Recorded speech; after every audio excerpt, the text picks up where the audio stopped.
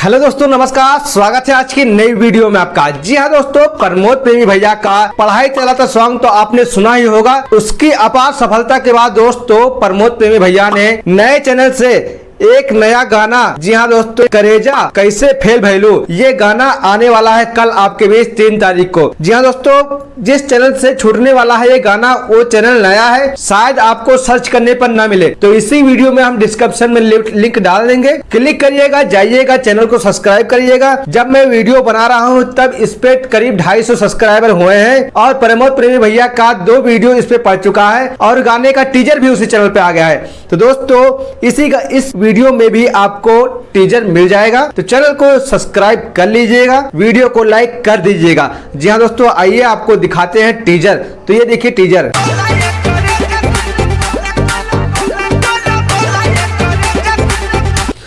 तो दोस्तों आशा करते हैं वीडियो आपको पसंद आई होगी। मिलते हैं किसी और अगले नए अपडेट के साथ, तब तक के लिए हर हर महादेव।